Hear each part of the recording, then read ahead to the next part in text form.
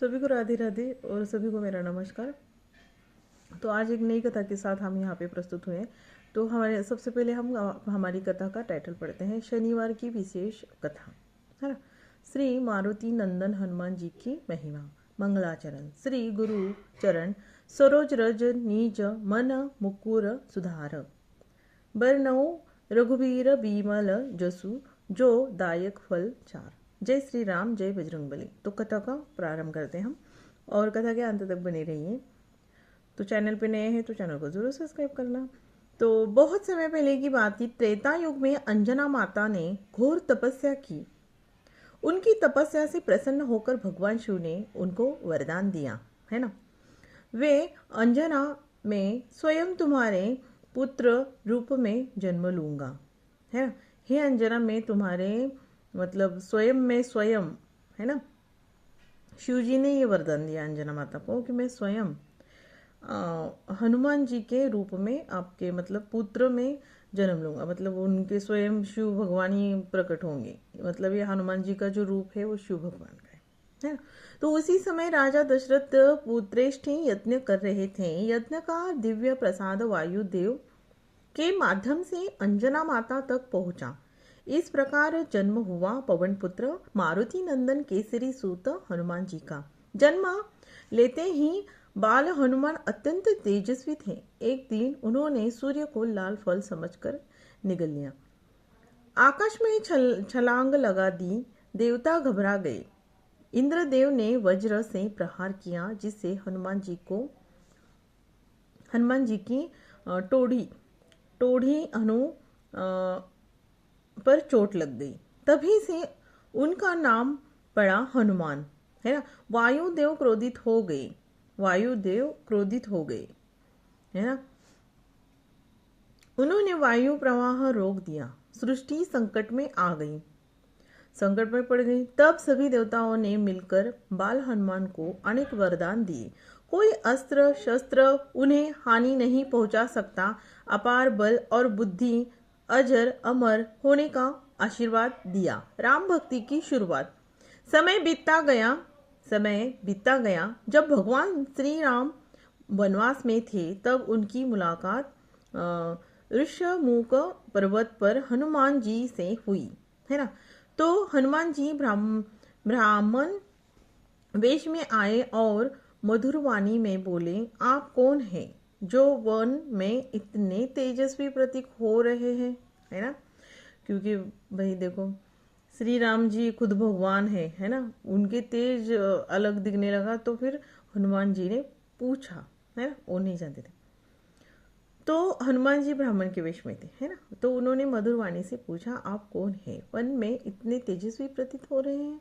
श्री राम जी मुस्कुराए। उसी क्षण हनुमान जी ने पहचान लिया, ये कोई साधारण मनुष्य नहीं है, स्वयं नारायण है ना। तो नारायण है भाई, श्री राम। नारायण भी श्री राम जी का रूप है ना।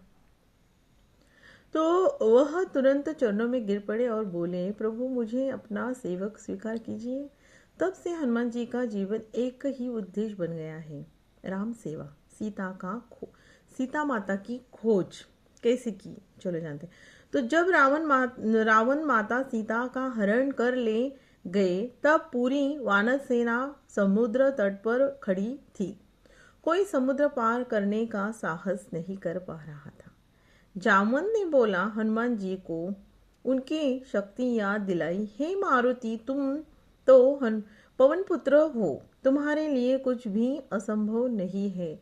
तभी हनुमान जी ने विशाल रूप धारण किया और जय श्री राम बोल के समुद्र पार कर दिया, है ना। तो लंका का दहन। रावण ने हनुमान जी की पूंछ में आग लगवा दी, पर वह भूल गया कि यह कोई साधारण वानर नहीं है, स्वयं शिव का अंश है ना। तो हनुमान जी ने पूरी लंका जला दी, लेकिन माता सीता के स्थान को सुरक्षित रखा। यह दर्शाता है कि सच्चा भक्त कोई क्रोध में भी धर्म नहीं भूलता। संजीवनी पर्वत पर युद्ध में लक्ष्मण जी मूर्छित हो गए।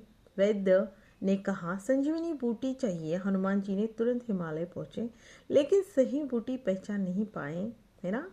मारुति नंदन केसरी नंदन, है ना। तो उनकी भक्ति और समर्पण है ना, तो उन्होंने पूरा पर्वत ही उठा लिया है ना। तो उनकी भक्ति और समर्पण में लक्ष्मण जी का जीवन बचा लिया। हनुमान जी का संदेश सच्ची, अभी हम है ना लास्ट के पड़ाव में हैं, तो हनुमान जी का क्या संदेश है चलो जानते हैं, है ना। सच्ची भक्ति है ना में अहंकार नहीं होता। शक्ति का उपयोग सदैव धर्म के लिए करें। गुरु और प्रभु पर पूर्ण विश्वास रखें। नाम जप में अपार शक्ति है। राम नाम ही जीवन का आधार है ना। शनिवार को हनुमान जी को प्रसन्न करने के उपाय है ना। तो प्रातः स्नान करके हनुमान चालीसा पाठ करें। सरसों के तेल का दीपक जलाए। सिंदूर और चमेली का तेल अर्पित करें। गुड़ और चने का भोग लगाए। ओम हनुमंते नमः मंत्र 108 बार माला करें। बंदरों को केले या गुड़ खिलाएं, है ना। गरीबों में भोजन बांटे। तो विशेष मंत्र ओम हनुमंते नमः, ओम हनुमंते नमः, जय श्री राम, ये वाले मंत्र जैसे आप राम जी की भक्ति करेंगे तो हनुमान जी प्रसन्न होंगे, स्वाभाविक है ना। अगर आप राम जी की भक्ति करेंगे तो हनुमान जी, और हनुमान जी की भक्ति करेंगे तो श्री राम जी की भी आप पे कृपा रहेगी, है ना। दोनों एक ही। तो कथा का फल, जो भक्त शनिवार के दिन श्रद्धा से मारुति भगवान की कथा सुनता है और सुनाता है, उसके जीवन में शनि दोष, भय, बाधाएं और संकट दूर होते हैं। घर में सुख, शांति और सकारात्मक का ऊर्जा आती है। समापन है ना, प्रार्थना करते हैं अभी हम सब। तो हे पवन पुत्र हनुमान, हे पवन पुत्र हनुमान, हमारे जीवन में सभी संकट दूर कीजिए, है ना। हमारे मन में राम नाम की ज्योत सदैव जलती रहे। हमें सेवा, शक्ति और सच्ची भक्ति का प्रदान कीजिए। जय बजरंगबली, जय श्री राम। तो ये कथा कैसी लगी ज़रूर बताना। और इस कथा का अंत हो गया, और फिर सभी को मेरा जय श्री राम। और ये कथा हम यहाँ पे अभी एंड करते हैं। और कथा अच्छी लगी हुई तो शेयर ज़रूर करना, और चैनल पे नए हैं तो चैनल को ज़रूर सब्सक्राइब करना। Thank you.